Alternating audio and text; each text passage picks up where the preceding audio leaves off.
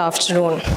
Kolkata, a city of joy, is privileged to celebrate the unveiling of Amish Tripathi's latest book, War of Lanka, which is the author's fourth book in the Ramchandra series.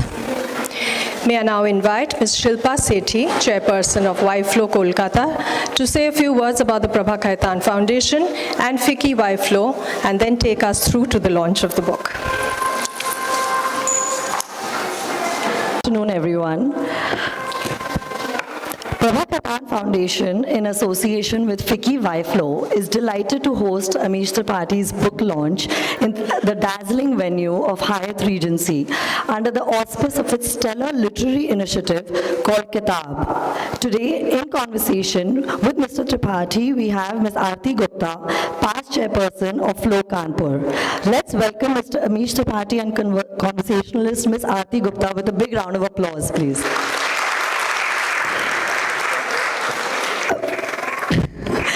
I, Shilpa Sethi, Chairperson of YFlow Kolkata, welcome you all to this spectacular book launch event in Kolkata. The foundation, in association with FICCI YFlow, Hyatt Regency Kolkata, and SR's Women of Kolkata, has curated today's book launch event to unveil Mr. Amish Tripathi's newest book on the block, War of Lanka. Based on the stories of Ramayana, one of the greatest epics, Tripathi's book, War of Lanka, is a celebration of the awe-inspiring cultural heritage of India. This much-awaited book merges the parallel multi-linear narratives of the first three books, Ram, Sita, and Ravan, into a single narrative. The fourth book, War of Lanka, is a common narrative from the kidnapping of goddess Sita till the death of Ravan.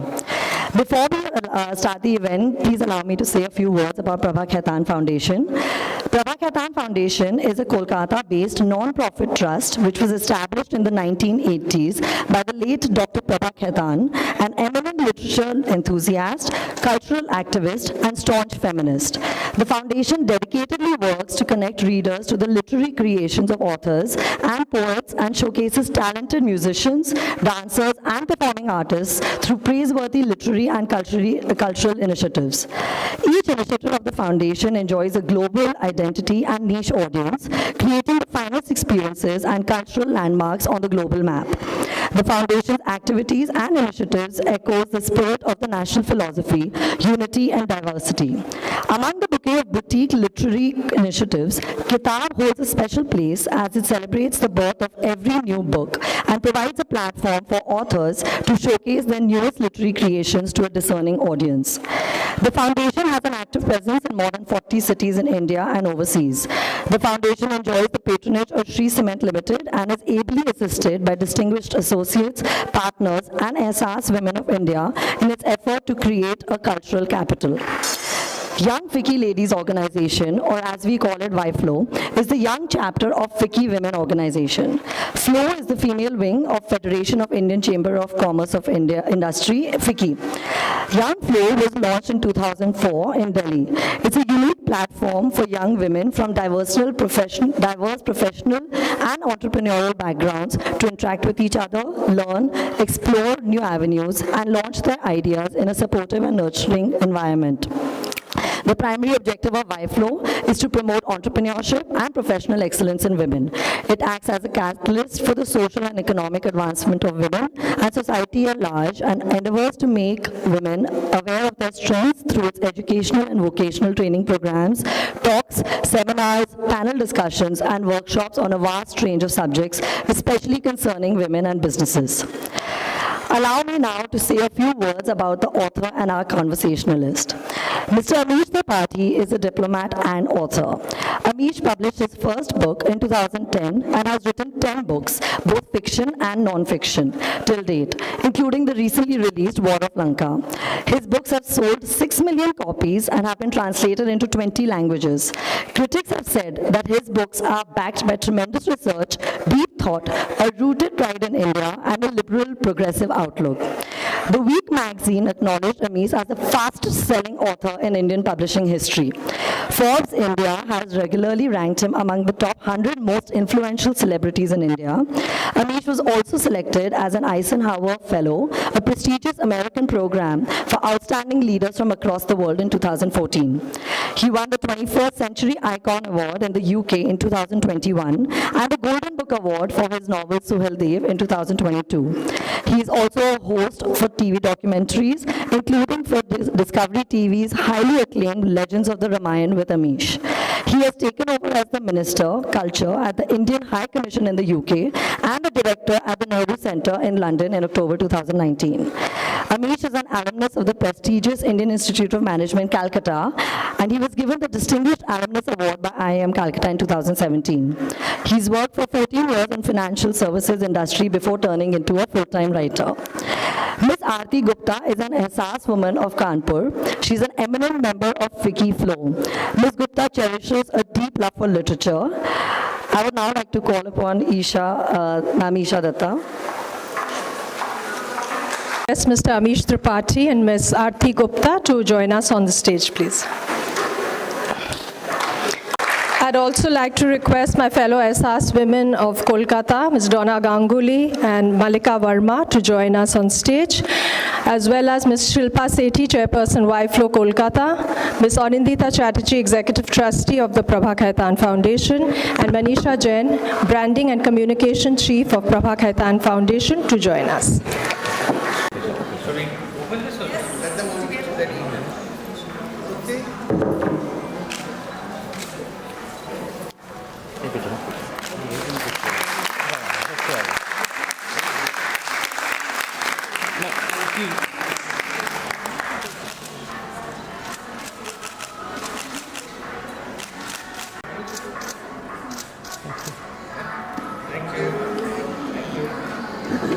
Very good afternoon, everyone. Welcome, Amish. Thank you. Literary phenomena. You know, you 12 years of writing, 10 books, 6 million copies sold. A huge, huge congratulations to you, and especially for the book number 4 of the Ramchandra series. I must admit, I read it cover to cover in 24 hours, so it was fantastic. Couldn't keep it down. I've read all 10 books, so huge fan.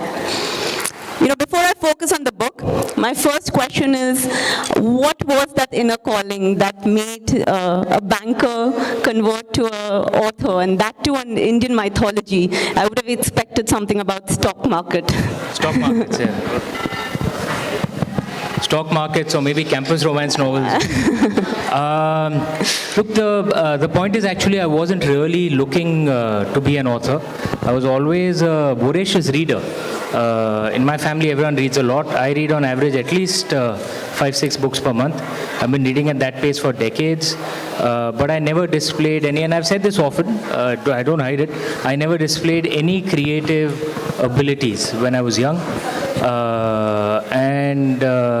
Which is why often my friends, even from IIM Calcutta, they still ask me, "Sach bata, actually kisne likha hai?" And I started writing the Shiva trilogy. Actually, it began as a pure philosophy thesis, actually. And then it slowly got converted into an adventure. The philosophy thesis was essentially an answer to this question, what is evil? And then it slowly got converted into an adventure, the idea being to convey that philosophy in the wrapper of a story. That's how it emerged.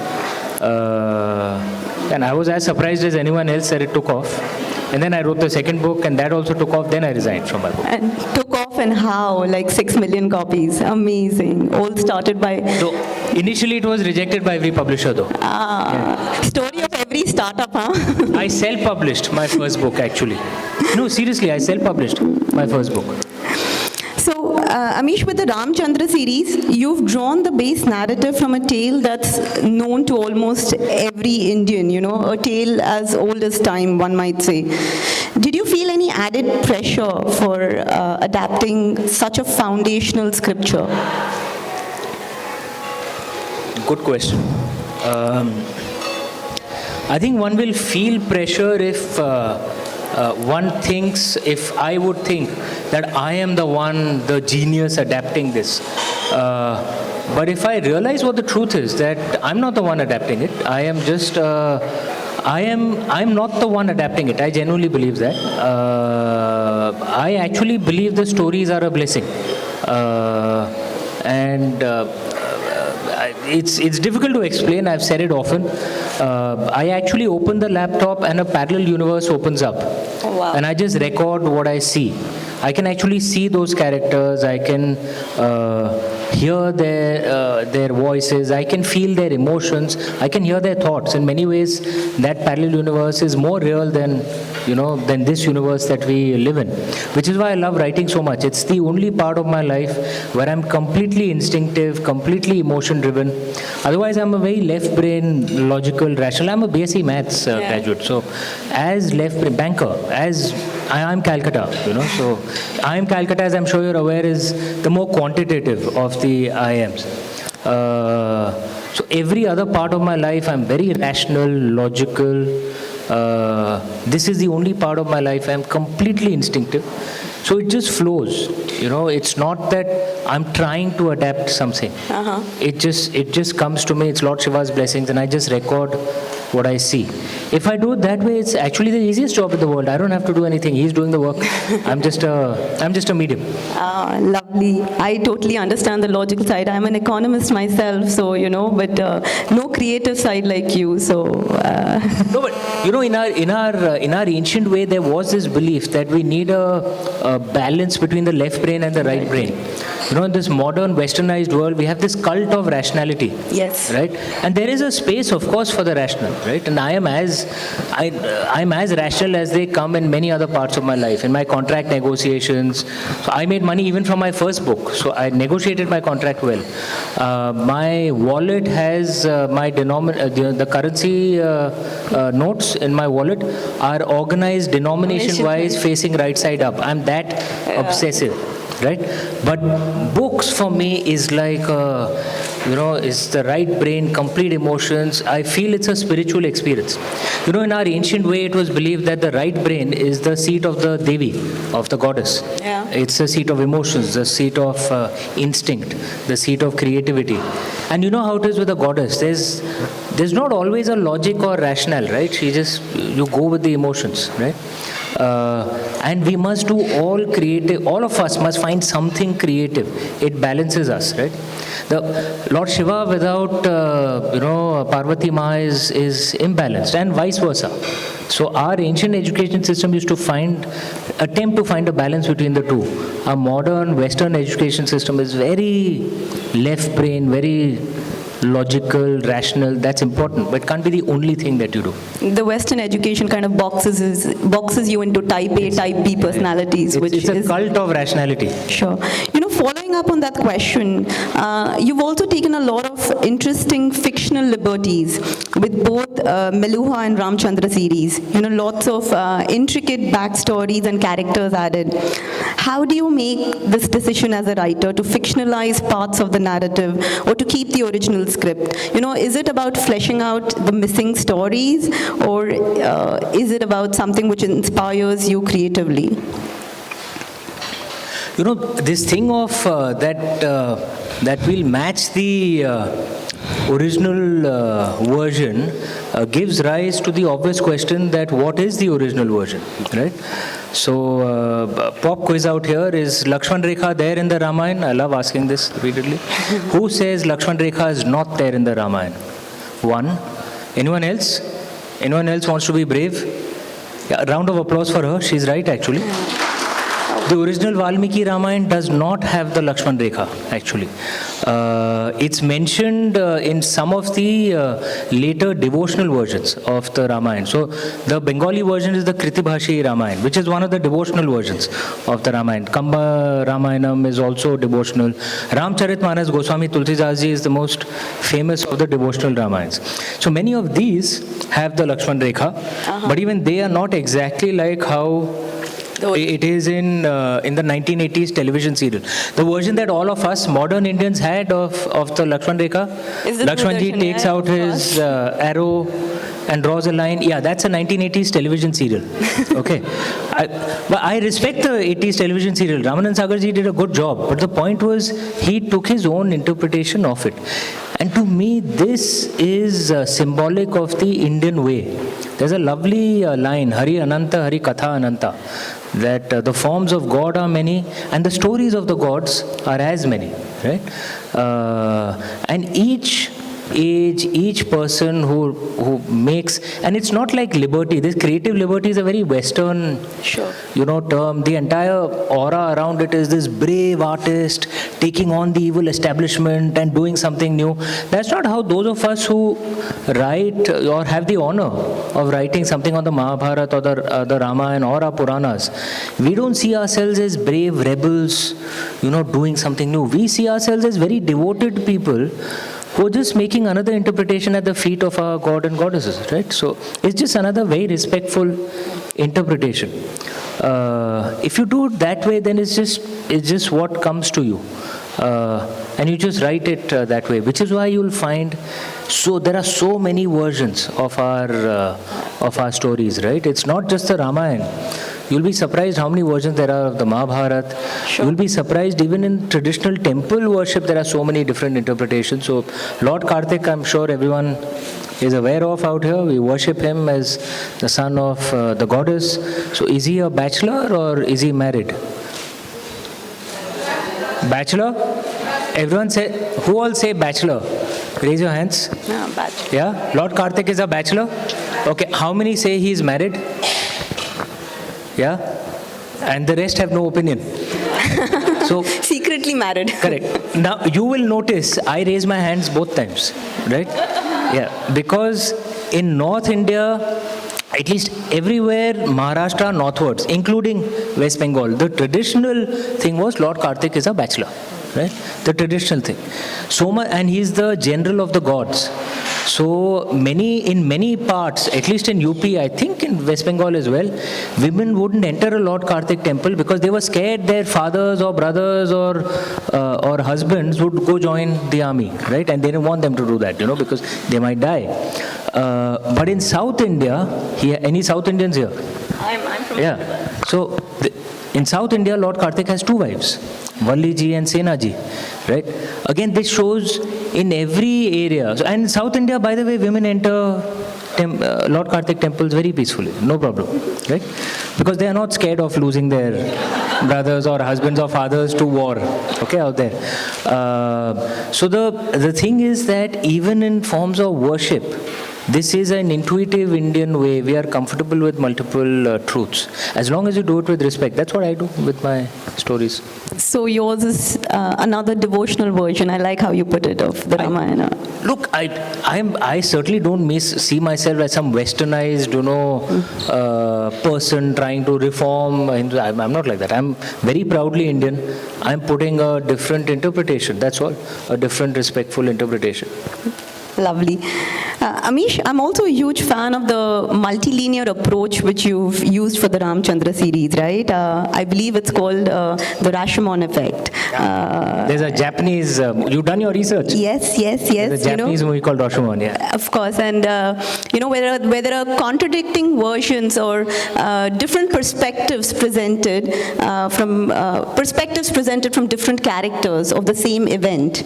And what made you decide to use this approach? Do you feel that it added depth to the story? Yeah, so what you're talking about, the Rashomon effect, it's based on a Japanese movie called Rashomon. Anyone's seen that movie? Akira Kurosawa? Yeah, it's a classic movie, man. And Akira Kurosawa is one of the finest filmmakers, and I love watching world cinema as well, different interpretations. So this entire movie was the story told from the perspective of different characters. And when you see the first character's perspective, you're completely convinced that is the correct version. Then you see the second character and you're, confused. Maybe the second character. Then you see the third character. By that time, you're thoroughly confused. All three have a point, right? So So, and it was a fascinating movie, a fascinating thing of storytelling. And you see the Rashomon effect in life as well, right? So, I mean, I'm assuming many are married out here, and in a fight that happens between a husband and wife, the Rashomon effect often comes in, right? Because Not really. The wives are always right? yeah, no, I'll tell you what happens. The wife is very clear why the fight is happening, and the husband is thoroughly confused. What did I do? Right? That's called the Rashomon effect. Okay. Two different characters have a completely different background. It's the same facts, the same situation, right? And this is actually a very insightful point. So much of what we see of the world is actually driven by our observer bias. Right? This is something that's actually even used in the concept of theoretical physics, so that the version of the parallel universe that we see is defined by our observer bias. And you know, one of the key mathematical problems, right, in theoretical physics, that there is something called the universal constant, which ensures that dark energy and dark matter, I'm sure you're aware that, practically everything that you see in the universe, stars, everything, the matter, makes up only 4% of the universe's density. 96% of the universe's density is made up of these two mysterious phenomena, dark energy, dark matter, which theoretical physicists have still not completely understood. The thing is that the interplay between these two forces or phenomena ensures that the universe remains stable. Right? If the dark energy was a little stronger, the universe could have dissipated. If dark matter was a little stronger, universe should have crunched in. And then that balance is called the universal constant. So the problem that most physicists say is that how did this universal constant come up? Why is it not another constant? Right? Sure. Which could have had the universe go in either direction. And the theory is actually there are parallel universes, and our observer bias defines which universe we're in, the constant that we're in. So anyway, sorry, slightly... We've got a mini physics lesson in it as well. Thank you for that. The point I'm trying to make is the perception you come with defines the truth that you see. So there are three primary characters in the Ramayana, and all three of them would have their own perceptions, their own truths, or what all happened with their life, right? So Lord Ram, Ram, sign of Ikshvaku, tells a tale from Lord Ram's birth to the kidnapping of goddess Sita. Sita, warrior of Mithila, tells it from her birth to her kidnapping, and Ravan, enemy of Aravartha, from his birth to his kidnapping. When you see the three backstories, like in Rashomon effect, you understand deeply why they do what they do. And then you're prepared for the fourth book. Then you can understand why they're taking those decisions. And then you understand the philosophies, the discussions in this book a lot deeper. That's why I thought it'll be a good idea. It's a little complicated. I think my readers like complicated. No, we loved it. I believe on average my readers are more intelligent. They like complex, I think. No. I personally loved all the three series, and it tied up beautifully in this book.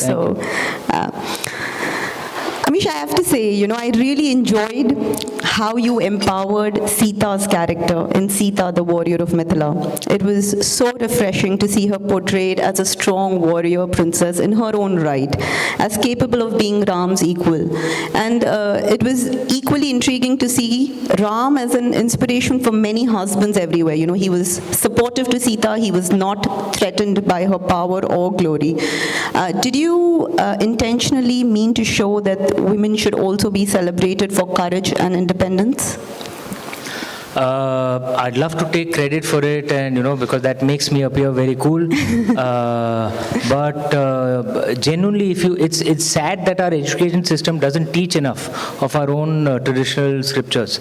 If we read that, we would know that those who argue for equality between men and women are not being Western or Westernized in any way. In fact, we are being truly Indian, because all our more, especially our scriptures which are more than 1,000 years old. So stuff which is written before the 10th, 11th century, you'll find extremely respectful of women. So, where Sita Ma is shown as a warrior. Yeah, it's not my creation actually. There's a version of the Ramayana called the Adbhut Ramayana. How many have heard of it? Adbhut Ramayana? Yeah. It's also credited to Valmiki ji, by the way. So Valmiki ji, the original author, composer of the Ramayana, had written 3 versions: Valmiki Ramayana, Ananda Ramayana, and Adbhut Ramayana. In Adbhut Ramayana, there are 2 Ravans, and the more powerful Ravan is the elder Ravan, who's killed by Sita Ma. In that version, and written by Valmiki ji. Right? So I didn't create this, actually it's there. I've just maybe in a way just reinterpreted it and brought it once again into consciousness, perhaps, at least among some readers. There's a version of, Yada Yadai Dharmasya, everyone knows the line, obviously. So there's a version of that line in the Adbhut Ramayana. Yada Yadai Dharmasya Glanir Bhavati Suvrata Abhyuthanam Adharmasya Tada Prakruti Sambhava. That remember, O keeper of righteous vows, whenever adharma rises or dharma is in decline, the sacred feminine will incarnate. And so the one that we've heard in the Mahabharata is Lord Krishna will incarnate. In this one it says the sacred feminine will incarnate.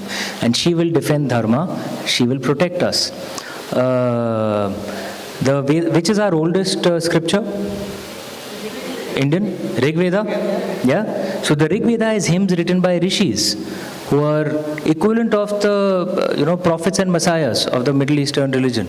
The Rig Veda also has hymns written by rishikas, women rishis. We had the equivalent of women prophets and messiahs in ancient India. Show me any other culture which had that. Right? We had women who ruled in their own name. Prabhavati Gupta, Rudrama Devi. They weren't like wives of the king or something. They ruled in their own name. Right? Rudrama Devi used to lead her army into battle. We had women doctors, women scientists. Everyone knows that the oldest universities in the world were actually in India, right? Takshashila, Nalanda. Yeah. Anyone's heard of the Vallabhi University? Ancient university. It was destroyed, I think, by the Khiljis, if I'm not mistaken. It was founded by a woman, the Vallabhi University, one of the greatest universities of the ancient world. It was founded by a woman. This was the status of women in ancient India. So what I show in my books is actually nothing new. It's what our ancient society was like. How true, but we will give you credit for bringing it to... Women should applaud for this, man. Yes. And please argue with our politicians, teach all this in our education system. We don't know. So we get surprised that, when someone, it's there in our text. We just need to be taught all this. No, and like I was saying, we have to give you credit for bringing it to limelight. So kudos for that. Amish, was it difficult to write, following up on that Sita question, from a female character's perspective, the process, was it any different than you wrote your earlier, either the Naga series or the, writing the Ram or the Ravan book? But I don't write from a first-person narrative. So unlike, say, what Jeeves, I'm sure everyone likes P.G. Woodhouse. Yeah. So Jeeves is written from a first-person narrative. I write from a third-person narrative. So I'm like a fly on the wall. So can be various different characters. It wasn't really that different. That different from the other 2 books. Yeah. From Meluha to the War of Lanka, I love the strategy parts of the battle scene. They're my favorite, especially the touch of science and technology used back then. How did you research and come up with these complexities? And I apologize to anyone who's not read the book, but you have to read it. Like the battle scenes are so detailedly explained. It was fantastic. It was like I was sitting out there in the battlefield kind of a thing. So Thank you. I read a lot, actually, and there are fantastic texts from our ancient times on ancient Indian war strategies, which are fascinating. There was a time when India used to beat back every invader. Our war strategies were really cutting edge. And we had among the finest warriors, even the finest mercenaries, actually. So many Indian soldiers used to fight in other armies, actually, across. So I read up a lot on this. I travel to many of these places. I also have it's kind of a morbid fascination with how death used to happen in those days, and I keep reading up on things like this or watching programs like this. So all of it kind of goes into the books. That's why sometimes the violence can be a little gruesome, but I try and keep it as less gruesome as I can. I could see touches of that in the last battle scene. Not that I enjoy that. It's just maybe it helps in writing the kind of books I write. The fact that I have this fascination. So a bit of Game of Thrones in this. not too much, but. Amish, in Ravana, enemy of Aryavarta, the brotherly relationship with Kumkaran was something that added a lot of warmth to a very complex villain, if I'm allowed to call Ravan that. It must have been a delicate task to find humanity in someone like Ravan. And what was your thought process in etching this character? Or this side of Ravan, actually? Actually, again, our perception of Ravan is also in many ways defined by modern television serials, to be honest. Though the 1980s television serial, to be fair, showed some of the strengths of Ravan, Ramanan Sagarji's. But again, if you read the original versions of the Ramayana, Ravan is not just a thug, he's not just a gunda, right? That's what makes him a very intriguing and fascinating character, right? Because he was super talented. He was a brilliant intellectual. He was a Pandit of the Vedas. He'd composed hymns to Lord Shiva, which, Shaivites chant to this day, for example. He'd invented musical instruments. He was a fierce warrior. He was a good administrator. So he had a lot of strengths. And these are shown in many of the ancient versions of the Ramayana. But his weaknesses are also shown. That no control over his ego, no control over his desires, which is why he abused so many women. No control over his anger. So those were his weaknesses, which led to his downfall.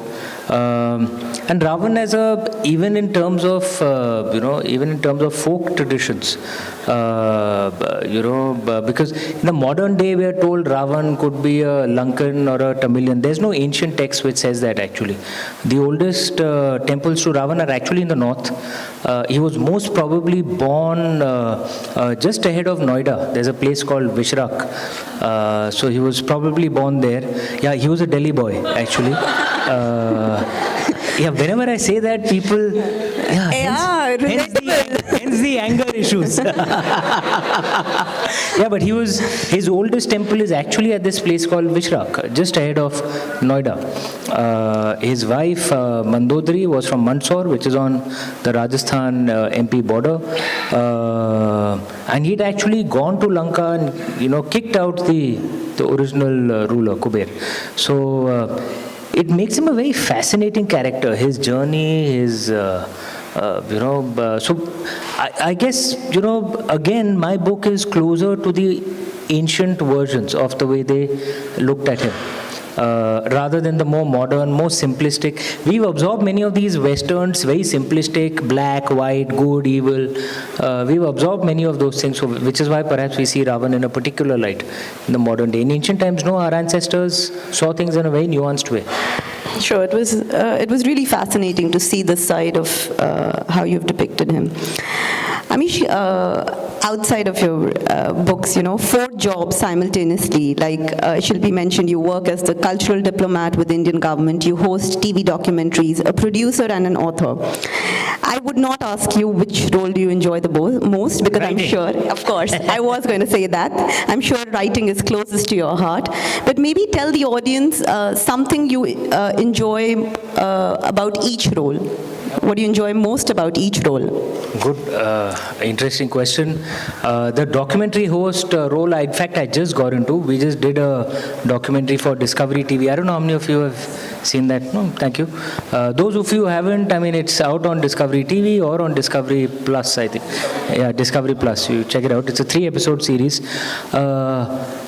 The pleasure of that is I get to do things which I like doing, which is, traveling, going to historical or our cultural places, talking to experts who know more about a particular subject than I do and learning from them. So I get to do all that and actually get paid for it. So, so I like this job. The movie production thing, yeah. So I've started my own company in Mumbai, Immortal Studios, and we are in alliance with partners. We are producing one of my own books into a movie, Suhail Dev. The High Commission role, it's the first time I'm working with the government. I meet a lot of very interesting people thanks to that. Donna Ganguly ji, one among them. And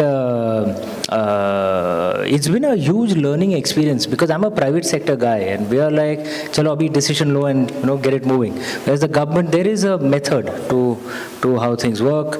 And being a part of the cultural diplomacy core is a real privilege because I think India's status is rising more and more.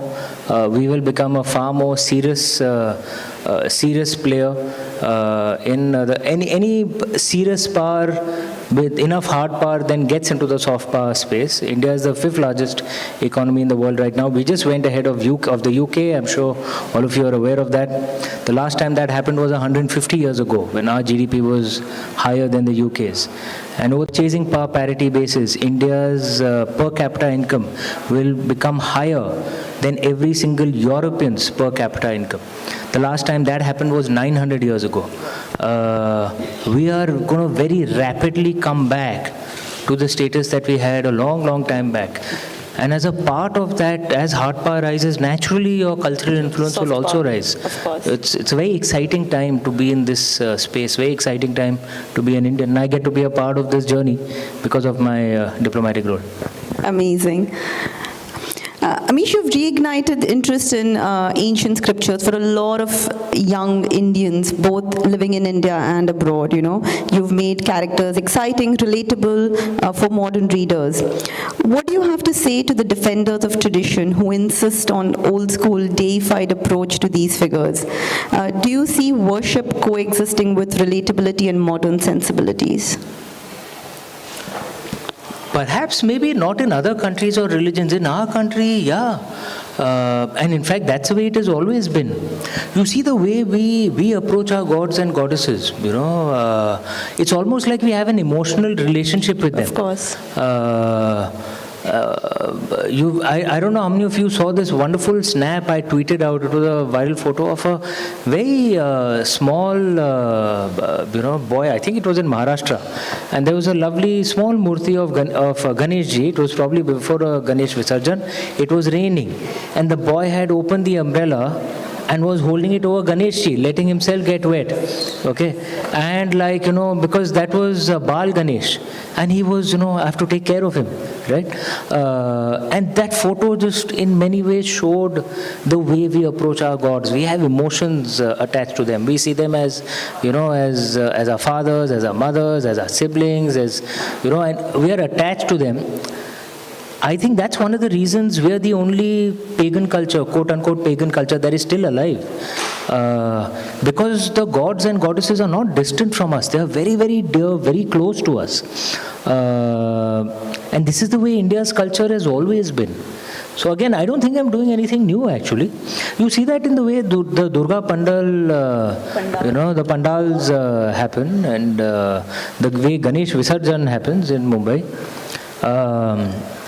Yes, we have various different relationships, including the devotional, looking up relationship as well. We have so many relationships. Sure. I would love to continue asking questions, but let's wrap up with two interesting questions. What's your future literary endeavor? Is there any plans to focus on other epic narratives in India? And I did see the last page saying to be continued. So, what's next? Okay, as far as the Ramchandra series is concerned, the 4th book will give you a sense of conclusion. It ends where Ravan has been killed, Lord Ram and Goddess Sita have returned to Ayodhya, and the first Diwali, the first Deepavali is being celebrated. So it ends where the traditional Ramayana ends for most modern Indians.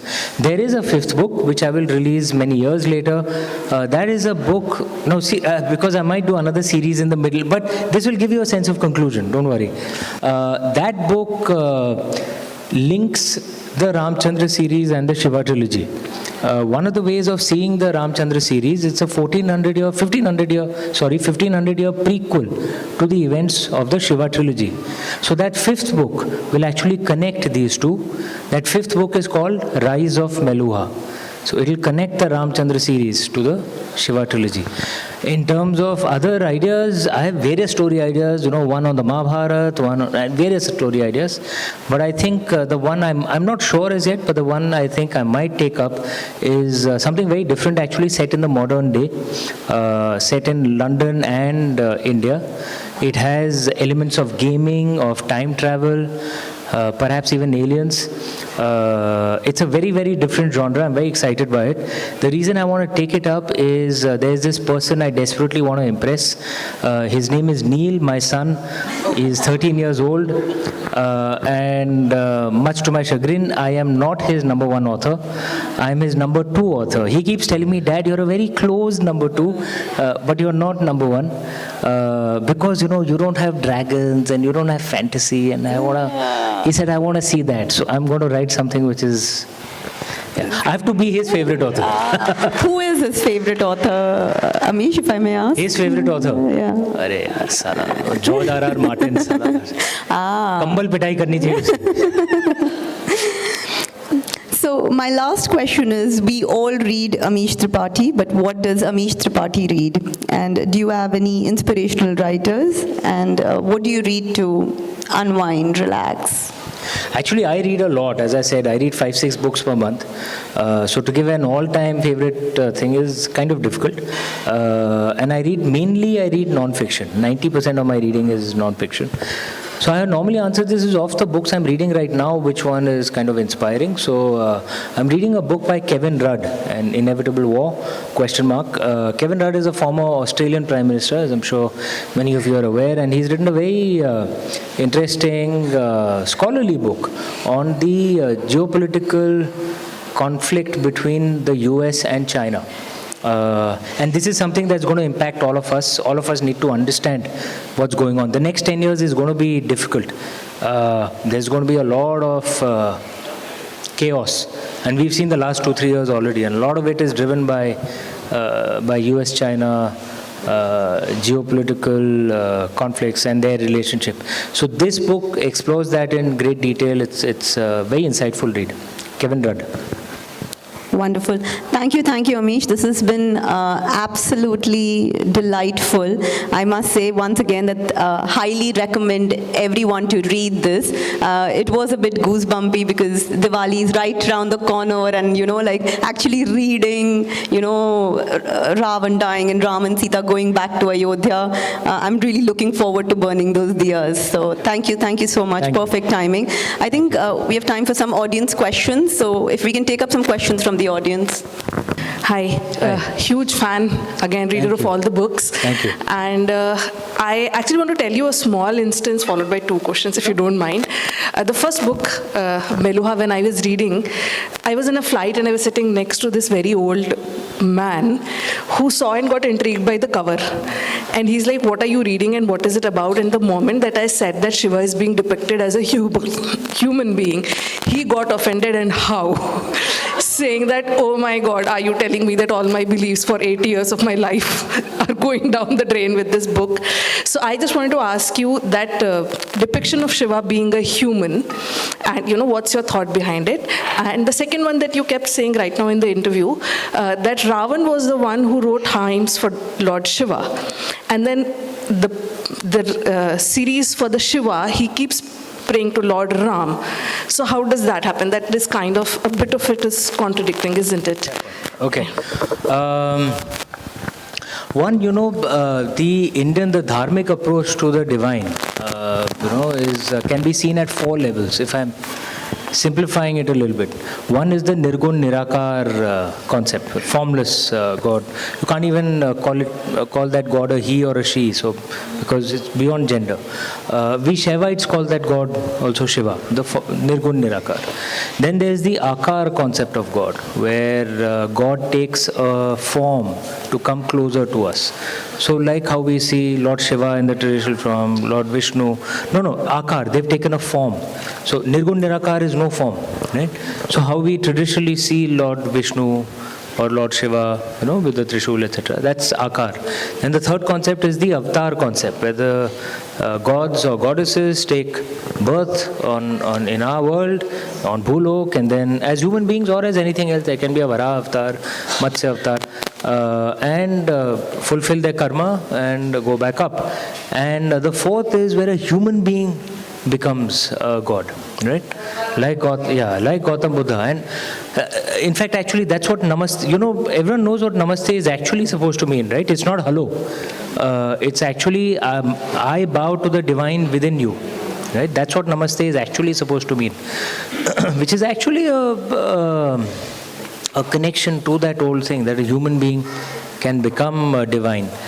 I find this very inspiring, this concept.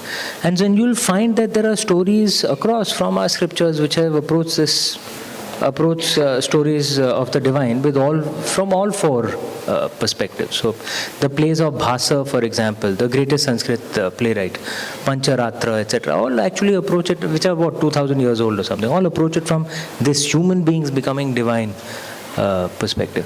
So all four have their schools of philosophy in the Indian way. The ultimate truth is, of course, Nirgun Nirakar, but we get to understand that only when we get moksha, right? And none of us have understood that. How do we know that? We are still here, right? Because the moment we understand it, we'll become one with the divine. We will become divine. We'll become one with them. So that's the background on this. As far as Ravan writing hymns to the Mahadev, and then Lord Shiva and Shiva trilogy looking at Lord Ram. Look,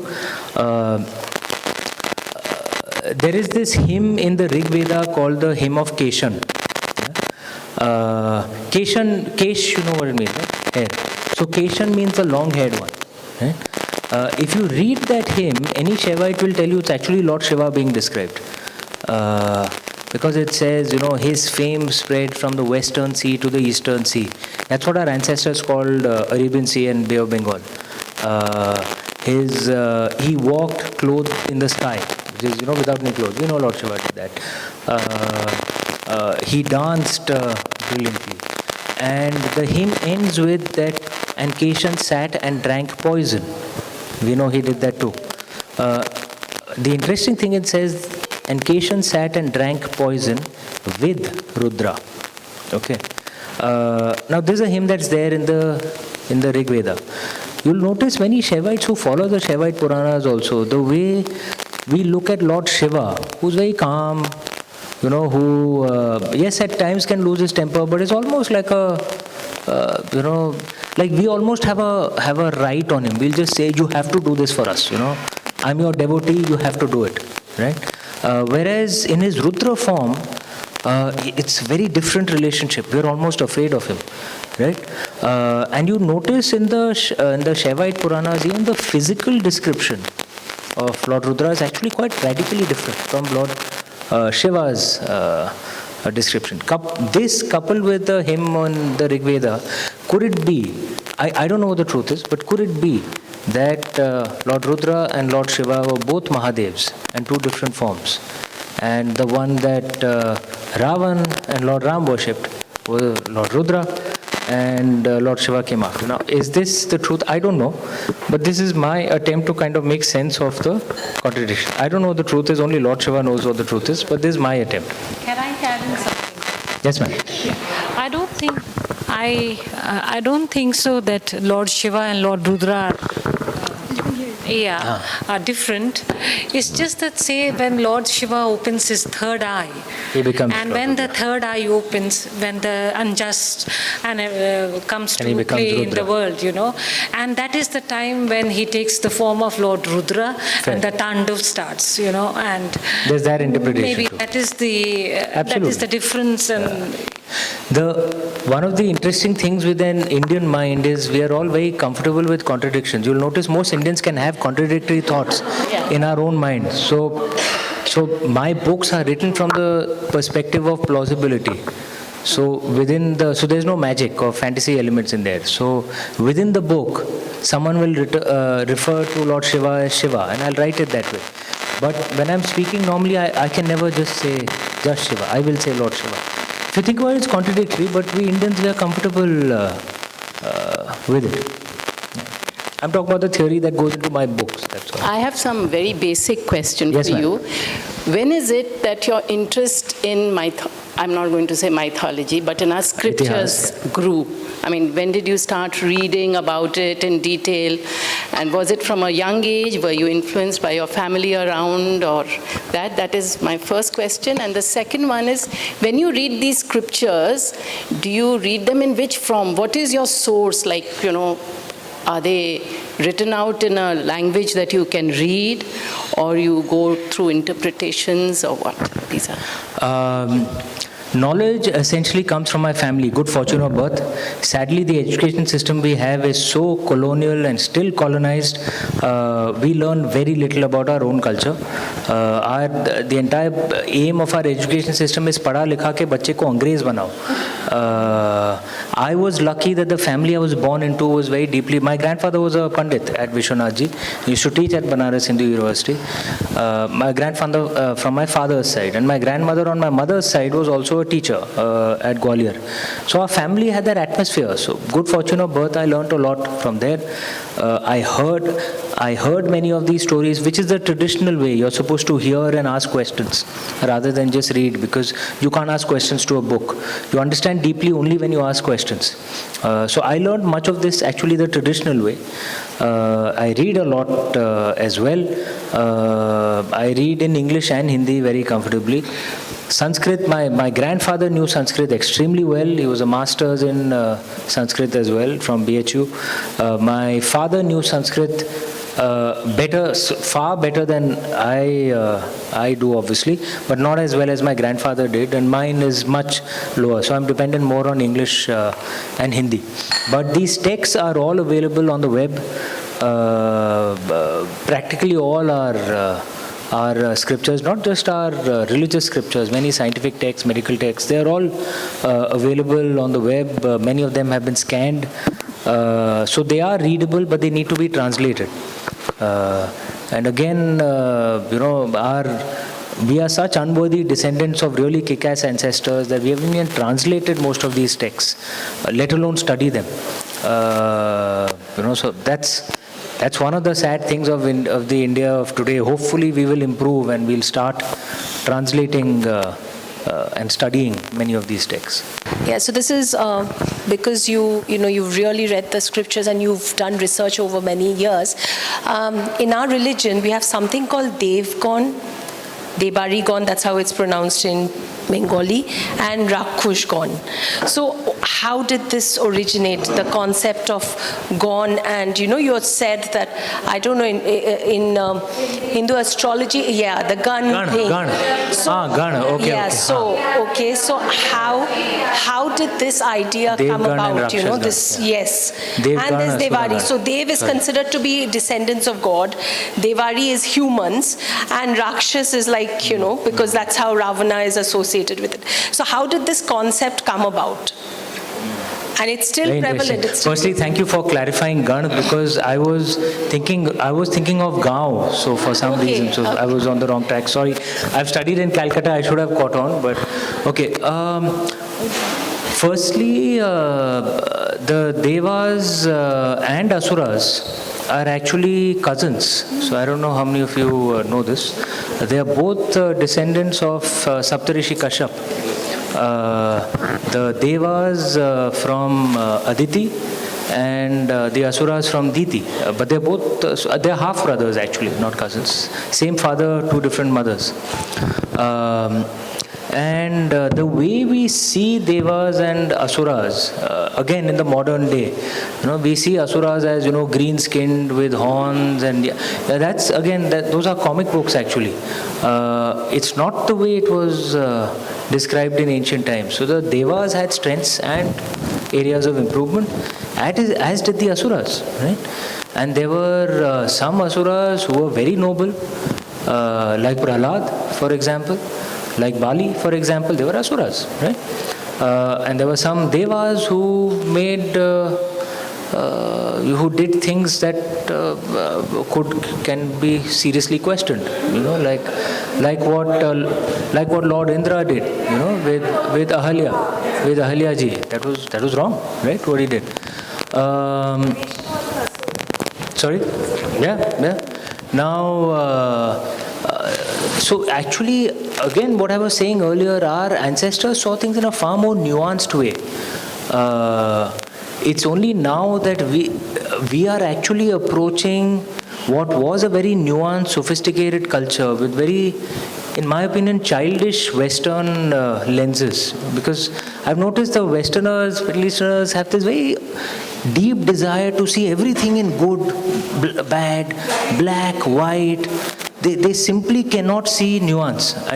I see even, I'm living in London right now, I see many liberals, apparently liberals, right? They have the same approach. Their liberalism is the universal liberalism. And all of you who don't agree with them are very obviously, evil. And they will bomb you to save you, like they did to Iraq and Libya. And I get shocked how many Western liberals actually believe they did something good in Libya. And I'm like, you should ask us brown-skinned people, man. I mean,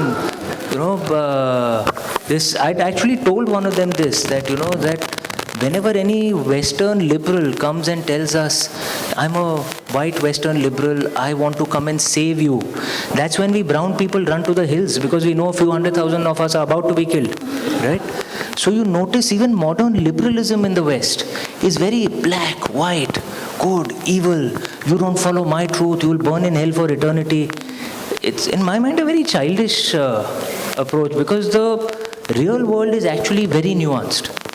The real world is very complicated. Those who live in the real world know that it's not so black and white. It's not so easy to make decisions. So the environmental movement in the West, sorry, I'm kind of expanding this a bit, but you see the environmental movement in the West have made things into very simplistic things. Whereas if you see things in a more nuanced way, you will realize that choices are complicated, Like in Bangalore or in Chennai, should they have listened to the environmentalists and not built over those lakes? Hell yes, right? So there, the decision makers took a wrong call. But in Mumbai, to save 68 trees, you delay a metro by another year and a half, when 200 slum dwellers are dying every month because of local trains. No, replant those 68 trees somewhere else, right? When you are comfortable with nuance, you will realize the world is complicated. You have to make complicated decisions. So even the Devas and Asuras, all our stories, actually if you read the original ones, are very nuanced. It's not so easy to have a straight black and white approach. So my suggestion would be, let's not look at it from Western lenses, let's look at it from our own lens, right? There's this Kannada movie that's come out, sorry, I'll just end with that, called Kantara. I don't know how many of you have seen that. I've heard a lot about it. I want to see it when I go back to London. And it speaks of, the environmental movement from an Indian, from what I can understand, I haven't seen the movie, Indian devotional perspective, and of Bhutkal. But the entire thing is, we know that Bhoot does not mean ghosts in our way. Bhoot is just the past, right? And in our way, especially Shakta worshippers or Shaivites, it's not seen as something wrong or evil. It's another part of the universe. I mean, it's coming with Lord Shiva. How can there be, and it's a different way. We have to understand how to deal with it. But it's not so black and white. So even the Devas, Asuras have to be seen from that perspective. If you see it from that perspective, you understand the story is a lot deeper. I have a last question. I have another event to go for. Yeah. Just a small question. I have a 4-year-old, and I feel I went to a very anglicized school. Yes, ma'am. So my understanding is very Western. And I would like to read things to her, or are you planning to do a children's series so that it makes it easier for us parents? I will certainly try a children's series, but there are many other authors in this space as well. There are many children's books, so many of the stories of Lord Krishna in childhood are a wonderful way to just introduce it. Yeah. Yeah, and so if you see, many of our, the stories of our gods and goddesses, because there's a different way you have to tell them when they are under 10. At that time, you can't talk about nuance. At that time, the basic morality is being built, right? Belief in nuance shouldn't mean that you should do immoral things. Right? And no one needs to tell us, we know what is moral and immoral. We all know, right? We should have that clarity and then do what is right. So under 10, it's a different thing. Beyond 10, it's a different level of schooling. I'm going to try and come out with children's books as well. I'll try my best.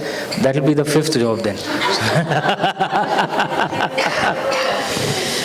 But thank you, ma'am. Thank you.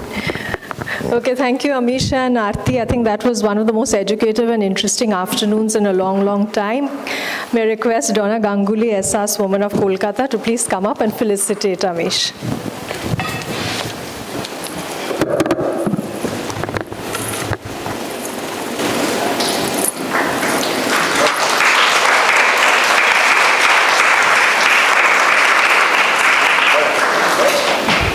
Are always special as they celebrate literature and the stellar creations of authors. Today, the Hyatt Regency and Kolkata played host to a very special event, the unveiling of Amish Tripathi's latest book, War of Lanka, in the presence of literary enthusiasts of Kolkata. The enthralling conversation between Amish and Aarti made it an afternoon to cherish and remember. On behalf of Prabhakar Foundation, I, Isha Datta, SAS Woman of Kolkata, express my sincerest gratitude to Mr. Amish Tripathi and Aarti Gupta. I would also like to thank Vicky Wildflow, patron Shree Cement Limited, and our venue and hospitality partner, Hyatt Regency. Last but not the least, a big round of applause to you, our amazing audience. Your presence and support make today's Kitaab event successful and enjoyable. Stay happy, stay well, and have a good